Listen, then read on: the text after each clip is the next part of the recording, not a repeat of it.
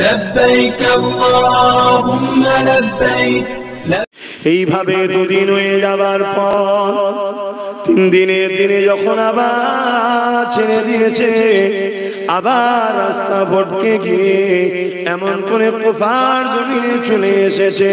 ফজরের রব হয়ে যায়, আকাশ আস্তে আস্তে পরিষ্কার হতে লেগেছে। দুই ভাই একটি খেজুর বাগানে এমনি করে দুজনে গলা জড়িয়ে ধরিয়ে বসে আছে।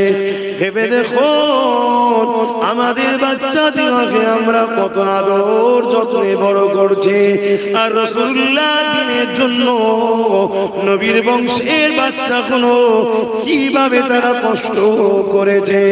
আরে দুজাহানের সুলতানের ঘরের সন্তানেরা এই খেজুর বাগানে এইভাবে তারা কাঁদতে লেগেছে। এক এমন করে মহিলা মা, সে পানি নিবার জন্য যখন গেছে, কান্নার আওয়াজ শুনতে পেয়ে ওই দুটো বাচ্চাকে দেখে অবাক হয়ে গেছে। কারা গো তোমরা? এত সুন্দর তোমাদেরকে দেখতে, তোমাদের চেহারা থেকে মুন্নি পূর্ণিমার চাঁদের মতো আলো বেরোচ্ছে, তোমরা কারা?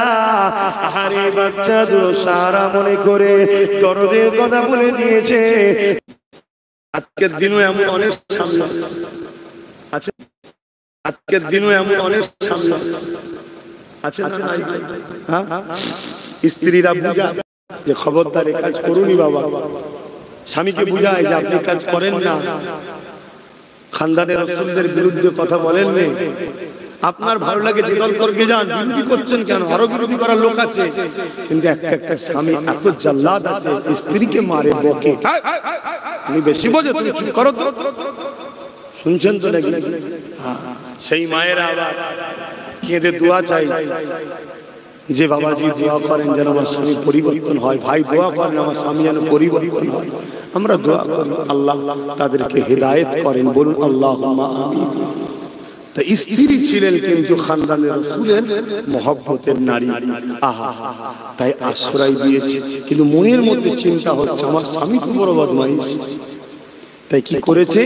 সকাল সকাল খাওয়া দাওয়া করে বাতি টাতি বন্ধ, ওইসব লাইট নয়, মশলা বাতি বন্ধ করে দিয়ে বাচ্চা দুটোকে একটা ঘরে শুতে দিয়ে, আর নিজের একটা সন্তান ছিল ওই মাল দিয়ে শুয়ে পড়েছে।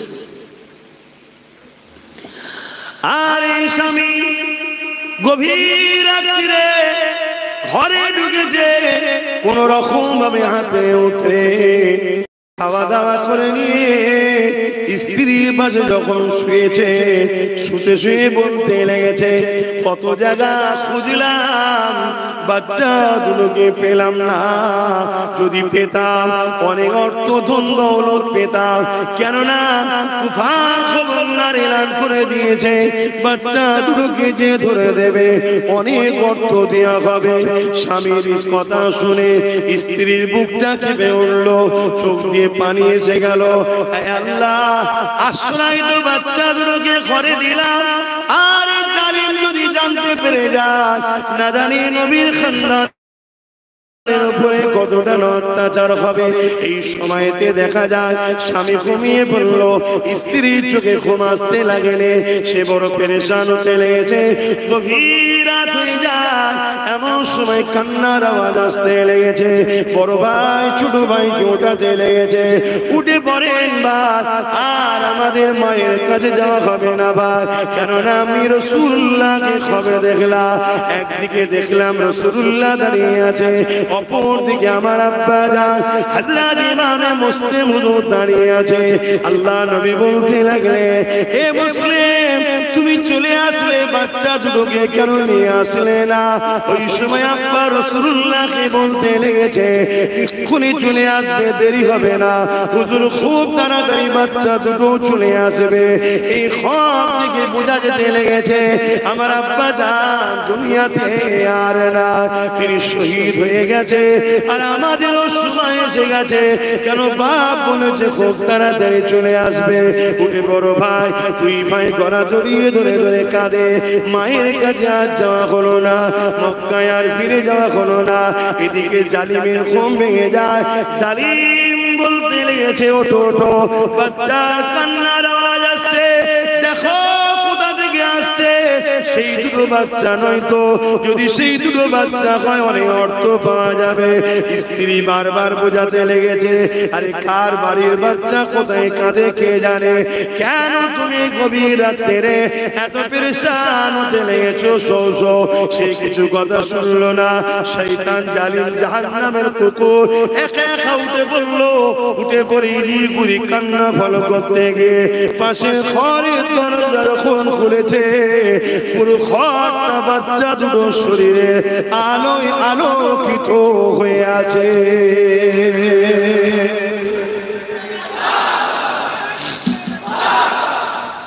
কিন্তু জালিমের মনে কোনো দয়া হলো না। এমনি স্বাভাবিক, দুশ্মনের বাচ্চা হলো, ছোট বাচ্চাকে হলো, যেই হোক, আমাদের বাচ্চা দেখলে ময়া হয়তো নাকি? এটা ইমানের জন্য হয়। কি জন্য? আর ইমান যখন চলে যায় এ ময়া আর আসে না। আর এখানে নবীর বংশের আওলাদ, চেহারা থেকে এত সুন্দর আলো বেরোচ্ছে, তাদের কিন্তু দেখে দয়াময় হওয়া দরকার।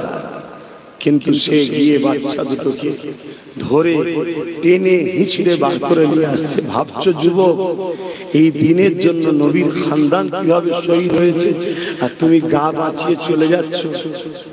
তুমি ভাবছো বাবা ওসব ঝামেলায় যাওয়ার দরকার নেই। তুমি ভাবছো দরকার নেই বাবা বিরোধী করার, জালিমদের সঙ্গেই গা মিলিয়ে চলি। তুমি ভাবছো আমি মুফতি, আমি মৌলানা, আমি পীর, আমি পীরজাদা, আমি অন্যায় করলে কিছু হবে না, এটা ভাবছো? নিজের বিবেককে প্রশ্ন করো। অনেক কষ্টের পর ইসলাম তোমাদের দোগাছিয়াতে এসেছে। অনেক কষ্টের পর আজকে এতগুলো মানুষ মাথায় টুপি দিয়েছে। অনেক কষ্টের পর এতগুলো মানুষ আজকে ইসলাম পেয়েছে। কম ঝড় হয়নি ইসলামের উপর। আর মনে রাখবেন, ইসলামের দুই শ্রেণীর দুশ্মন চরম ছিল। এক হলো জালিম শাসক, দ্বিতীয় হলো ধর্মের নামে বাবা। শুনছেন তো নাকি? আজ আমাদের সমাজে কেন্দ্র শাসক থেকে শুরু করে রাজ্য সরকার থেকে শুরু করে এরা রাজ ক্ষমতার জন্য আমার ইসলামকে ক্ষতি করছে না। আজকের কথা খেয়াল করে তোমরা দেখেছো কি জানি না, 32টা মাদ্রাসাকে বন্ধ করে দিয়েছে রাজ্য সরকার। দেখেছো না? কারো মনের মধ্যে যেতে পারে আপনি ঘুরিয়ে ফিরিয়ে সেই রাজ্য সরকারের বিষয়ে বলেন কেন? আর এজন্য বলি এরা ইসলামের দুশমন, তাই চিনাবার চেষ্টা করছে। কেন এরা বেঁচে আছে, এরা টিকে আছে, এরা ক্ষমতায় আছে, মুসলমানদের কথা কি বলা ভালো? আমার জাতকে বুঝাচ্ছি, আমার জাতকে বুঝাচ্ছি, তোমরা নিজেরা ডাইরেক্ট মাদ্রাসার দুশমনি করুনি তো কি হয়েছে? কিন্তু তোমরা যাকে ক্ষমতায় আনছো, সে ক্ষমতায় তোমাদের দিয়া ক্ষমতা নিয়ে মাদ্রাসার দুশ্মন তৈরি হয়েছে। আজকেই 32টা মাদ্রাসা বন্ধ করেছে, আবার হুমকি দিয়েছে আগামী মাসে নাকি 150 মাদ্রাসা বন্ধ করবে। খবর দেখেছেন আপনারা?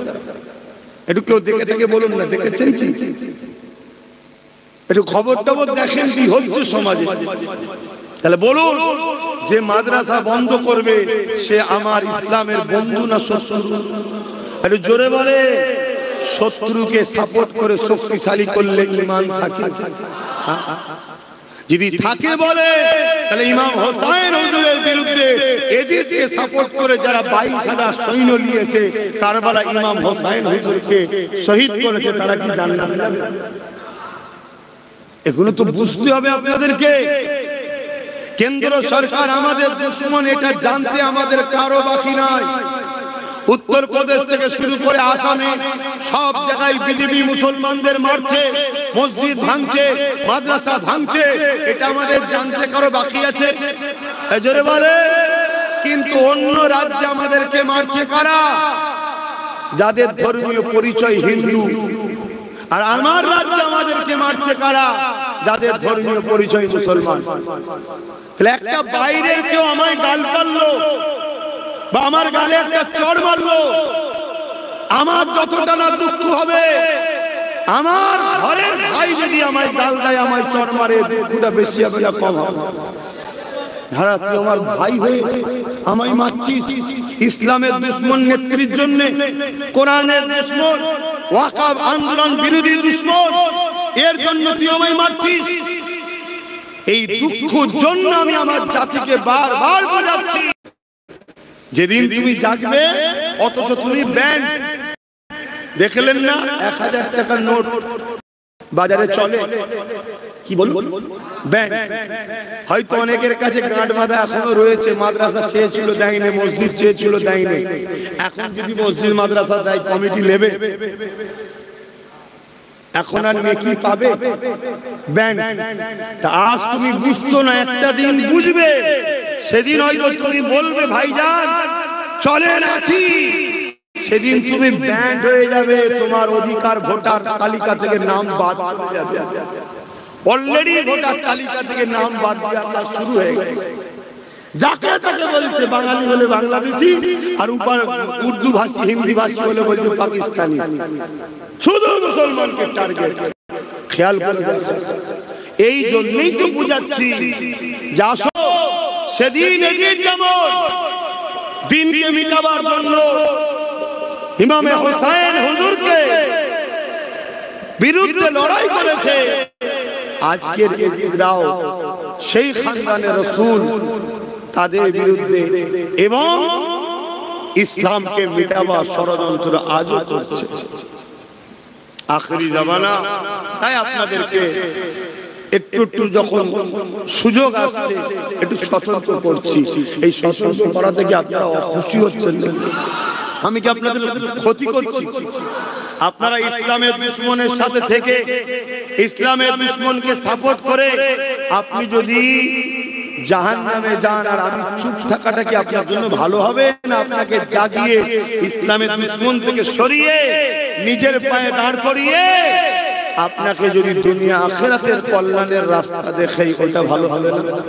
এজন্য চেষ্টা করছি ভাই। মুনাফিক কাকে বলে, গাদ্দার কাকে বলে, বেঈমান কাকে বলে জানেন? আপনার প্রকাশ্য দুশমনকে যে তার সাথে বন্ধু রাখে মেশে, সেই হলো আপনার গাদ্দার বেঈমান, তাই তো? আচ্ছা বলুন তো ভাই, আপনার যদি কেউ দুশমন হয় আর তার সাথে যদি আপনার ভাই মেশে, তার সাথে বন্ধুত্ব করে, সহযোগিতা করে, আপনি কি খুশি হবেন? একটু আওয়াজ দিয়ে বলেন। আমার আব্বাগুলোকে জিজ্ঞেস করছি, আপনার দুশমন, আপনার জানের দুশমন, তার সাথে যদি আপনার ছেলে মেশে, তাকে বন্ধুত্ব করে, সহযোগিতা করে, আপনি কি বাপ হিসেবে খুশি হবেন? তাহলে আমার ইসলামের দুশমন, কোরআনের দুশমন, মাদ্রাসার দুশমন, ওয়াকাফের দুশমন, সেই কেন্দ্র সরকারের সঙ্গে বা রাজ্য সরকারের সঙ্গে যারা মিশবে, তাদের উপরে কি আল্লাহ ও রাসূল খুশি হবে? যারা কি ইসলামের দুশমন নয়? এটা তো বুঝতে হবে দিনের মতো সত্য। এই জন্য তো বুঝাচ্ছি। আর এই বুঝানোর জন্যই আবার একদল মুসলিম নেতা আমায় কি বলবে, ধর্ম ব্যবসায়ী, মোল্লা, আর কি কি বলে জানেন? এসব বলে না, বলে না। আরে এই কথা কোন বিজেপিরাও বলে না, বলে না, এক কথা বলে মোল্লা, কঠোর মোল্লা, কাঠ মোল্লা, এসব বলে না, বলে না।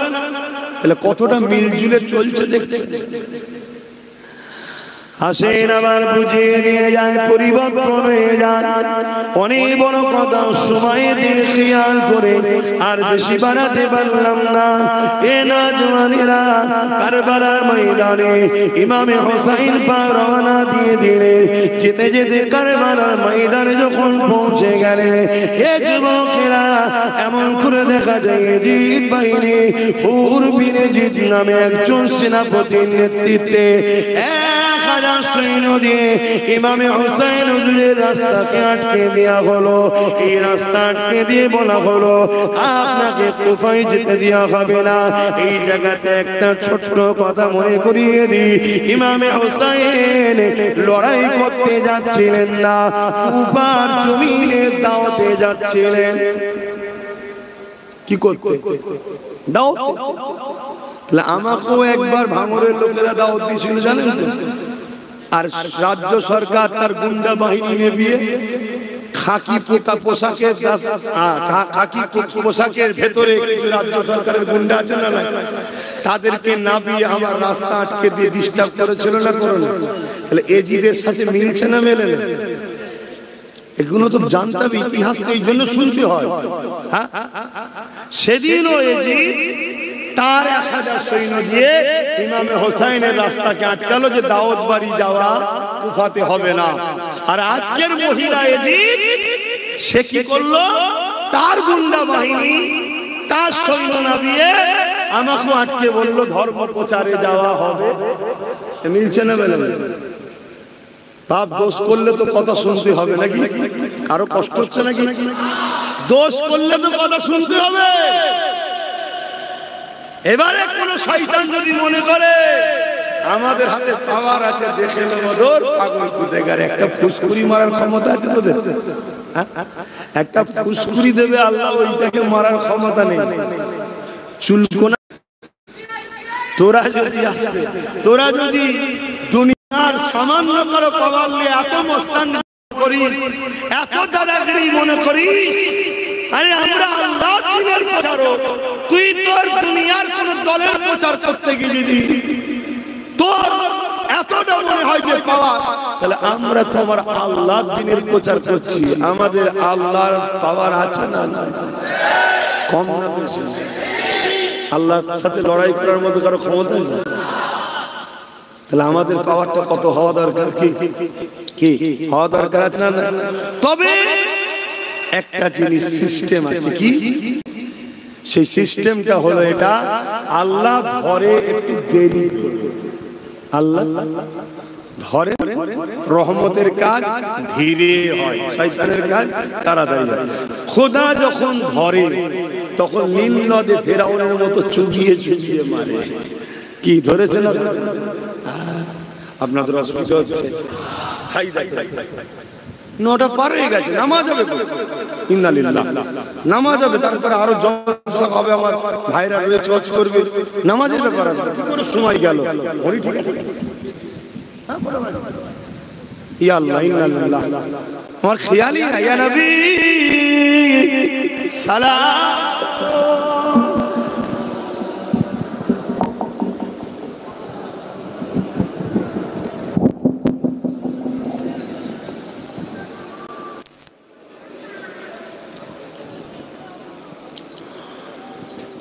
طلع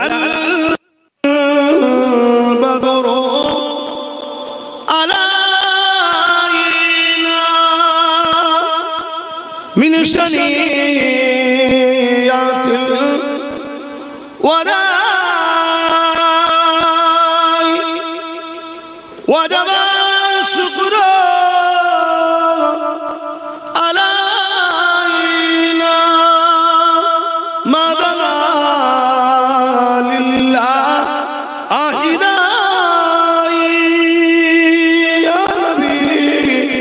سلام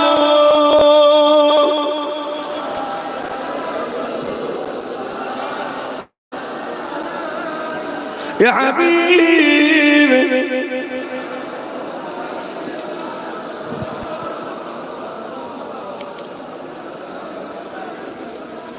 কিভাবে সময়গুলো যায় আমি নিজেই বুঝতে পারছি না। যাক, নামাজের দিকে খেয়াল করে একটু ছোট করছি, সকলে বসে যান, ছোট করে দোয়া করে দেবো। শুধু আমার বাপ জানেরা, ভাইয়েরা, মাহফিল হবে, নামাজ বাদ বন্ধ থাকবে নামাজের জন্য, নামাজ বাদ আবার মাহফিল হবে। আমার কথাতে ভাষাতে ব্যবহারে কেউ কষ্ট পেলেন? কোন সন্তান যদি পুকুর ধারে যায়, বাপের কাজ কি দেখে চলে যাওয়া? বলুন, তাকে পুকুর ধার থেকে তুলে নিয়ে আসে। কোন সন্তান যদি বিষ খাদ্য খায়, যে খাদ্য বিষ আছে বাপ জানে, বাপের কাজ কি তার হাত থেকে কেড়ে নেওয়া না খাচ্ছে খাদ্য যা? কোনটা? কেন করে? ভালোবাসা। আমি আপনাদের কারো কাছে বাপের মতো নয়, কিন্তু পীরের আওলাদ হিসাবে সম্মান মর্যাদা তো দেন নাকি? বড় ভাই হিসাবে তো ভালোবাসেন নাকি? সম্মানের দিক থেকে, সম্মানের দিক থেকে বয়স হয়তো ছোট, সেই হিসাবে আপনারা যদি ভুল রাস্তায় যান, ভুল দিকে যান, ইসলামের দুশমনদের সঙ্গে উঠা বসা মিলে যান, আপনাদেরকে আমার বোঝানো দরকার আছে না? না, শাসক তো এমন হওয়া দরকার, কারণ এটা ধর্ম নিরপেক্ষ দেশ, তাই তো নাকি? এখানে হিন্দু, খ্রিস্টান, দলিত, আদিবাসী, শিখ, পাঞ্জাবি, মুসলমান সবার সমান অধিকার, তাই তো নাকি? কার কত সংখ্যা টঙ্কা দেয়, সংখ্যা অনুপাতে ভাগিদারি, যার যত সংখ্যা সে তার হক পাবে, এটা কিন্তু ধর্ম হিসাবে সবার সমান অধিকার। কিন্তু শাসক যদি ইসলাম বিরোধী করে একটা ধর্মের প্রচারের বা ধর্মকে প্রতিষ্ঠিত করার, প্রমোট করার দায়িত্ব নেয়, তাহলে বাপ এটা কি ঠিক করছে না অন্যায় করছে? জোরে বলো। আজকে শাসকের কাজ, সে কেন্দ্র সরকার হোক রাজ্য সরকার হোক, শিক্ষা, স্বাস্থ্য, কর্মসংস্থান, বাসস্থান, এই চারটে নাগরিককে দিতেই হবে, এটা সংবিধানের হুকুম। শুনছেন তো নাকি? শাসক যে হবে তার কাজ কি? মানুষ কি করে শিক্ষা পাবে, মানুষ কি করে খেতে পাবে, মানুষ কি করে চিকিৎসা সুস্থ থাকবে, আর মানুষ কোথায় ভালোভাবে থাকবে, এই চারটে কাজ শাসকের। এর বাইরে শাসকের কিন্তু কোনো কাজ নয়। এবং দেশের সার্বভৌমত্ব নিরাপদে রাখতে হবে, দেশ কি করে বিকাশ হবে, উন্নতি হবে, বিদেশি দেশের হামলা থেকে দেশ নিরাপদ থাকবে, ইত্যাদি ইত্যাদি।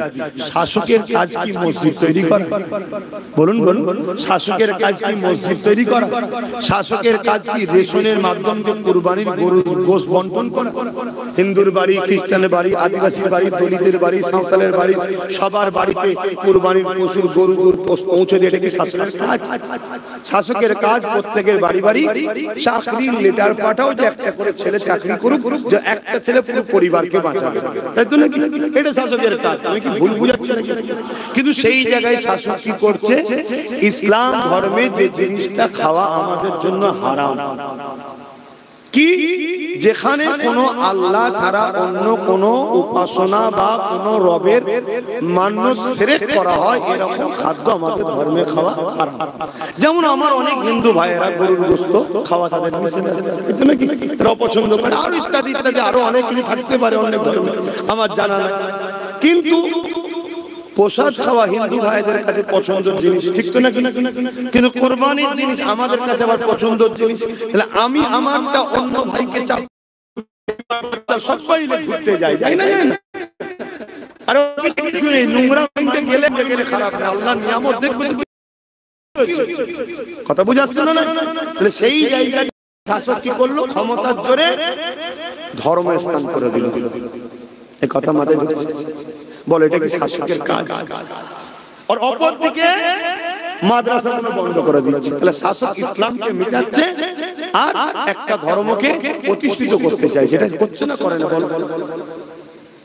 তাহলে এই জায়গায় যদি এখনো আমরা না বুঝি, তাহলে কবে বুঝবো? কবে বুঝবো? যেদিন তোমার আমার পেটিগুলো, মাফ করেন, খারাপ নেবেন না, বেউজ্জতি হবে, তোমার আমার ঘরের মধ্যে যেদিন হত্যালীলা শুরু হয়ে যাবে, সেদিন বুঝবেন। সেদিন তো উপায় থাকবে না।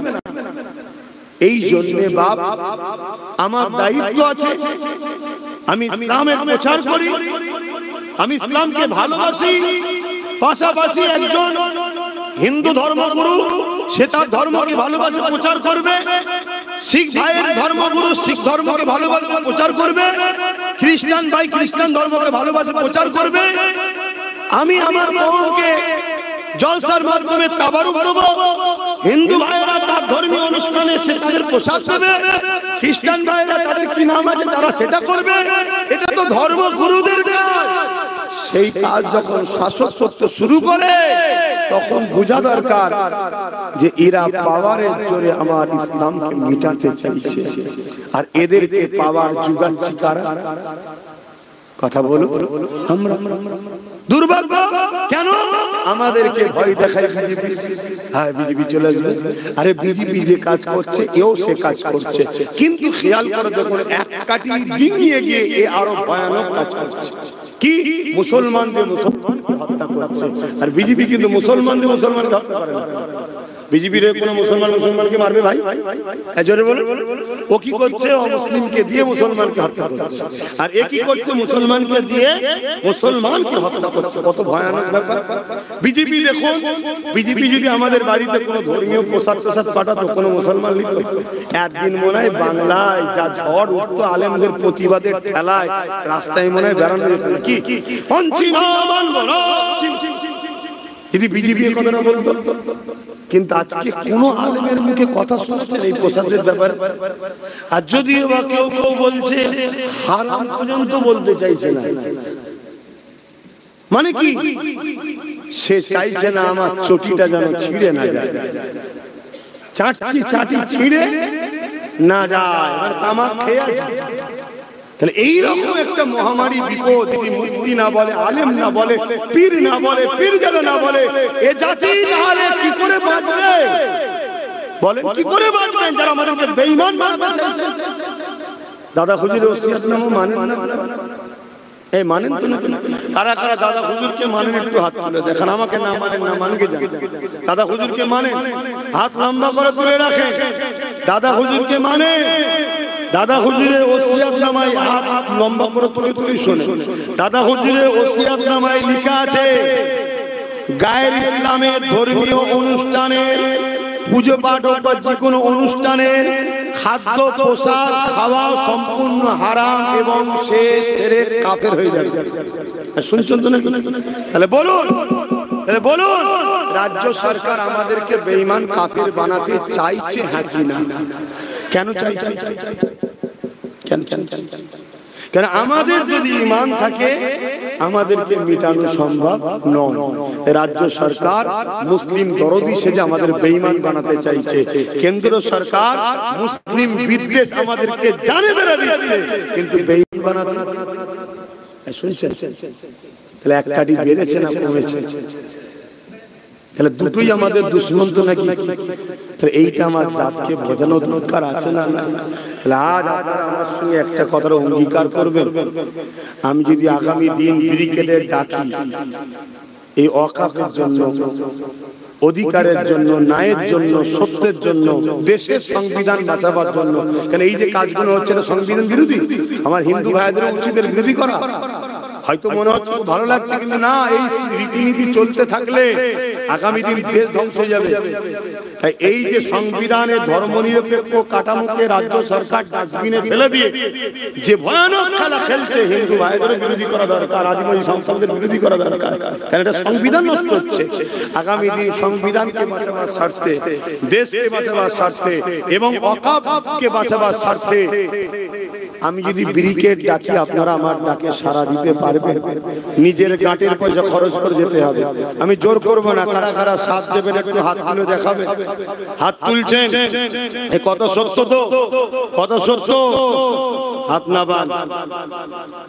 আপনাদেরকে বলে রাখি, আমি আব্বাস সিদ্দিকীর সম্বন্ধে একটা কথা মাথায় রেখে দেবেন, আমি মুহাম্মদ সাল্লাল্লাহু আলাইহি সাল্লামের গোলাম, দালাল, বিক্রি হওয়ার উদ্দেশ্য নয়। কারণ আমাকে আমার রাসূল খরিদ করেছে। দ্বিতীয় কোনো মা জন্ম দেয়নি সন্তান আমার দাম। কথা মাথায় থাকবে, এই বিশ্বাস থাকবে। আজ আরো একবার হাত তুলুন। যারা ওয়াকাফের দুশমন তারা আমাদের বন্ধু না দুশমন? চলবে না, চলবে না। ডায়ে বায়ে একটু দেখে নেন, কেউ হাত তোলেন এমন কেউ নেই তো? একটু হাত দেখে নেন, কেউ নেই তো? কেন? যারা মসজিদের নয়, মাদ্রাসার নয়, কোরআনের নয়, ইসলাম নয়, দ্বীনের নয়, তারা মুসলমান হতে পারে না। তারা মুনাফিক, গাদ্দার, গাদ্দার চিনা দরকার আছে। তাই কেন্দ্র সরকার যেমন ওয়াকফ কানুন তৈরি করে আমার ইসলামের বিরোধী করেছে, সেও আমাদের দুশমন। আর রাজ্য সরকার আন্দোলন করতে গেলে দিল্লি চলে যাও করলে আমাদের সবথেকে বড় দুশমন হবে। এই কথা বলার জন্য সেও আমার মসজিদ মাদ্রাসার দুশমন, সে আমাদের দুশমন। ঠিক না বেটি? জোরে বলেন ঠিক না বেটি? আপনার মনে থাকবে, মনে থাকবে। তবে এখানে একটা লাইন বলে যাব, রাজ্য সরকার যদি ক্ষমা চেয়ে নেয়, রাজ্য সরকার যদি ক্ষমা চেয়ে নেয় যে আমার এটা বলা ভুল হয়েছিল, তাহলে ওয়াকফ ইস্যুতে রাজ্য সরকারের বিরুদ্ধে কথা বলার জায়গা জোরে বলে না, আচ্ছা ভুল বললাম, সত্যটাকে সত্য বলতে হয়, মিথ্যাটাকে মিথ্যা বলতে। কিন্তু ক্ষমা চা না পর্যন্ত যদি সাপোর্ট করো ঈমান, ঈমান চলো আর কথা নয়, এখন নামাজ হবে, তারপরে আবার জলসা হবে। আল্লাহ আমি চাই আমার এই যুবকগুলো, আমার এই বাপগুলো, মাগুলো, ভাইগুলো দুনিয়াতে হালাল রুটি খাক, ইজ্জতের রুটি খাক, পরকালে কামলিওয়ালা সাফাত দিয়ে আপনার দয়ার জান্নাতে যাক। তাই আল্লাহ একদিকে যেমন মুনাফিক মুসলমান থেকে ঈমান বাঁচাবার জন্য বুঝাচ্ছি, তেমন আজকের এই অত্যাচারী শাসকদের হাত থেকে এদের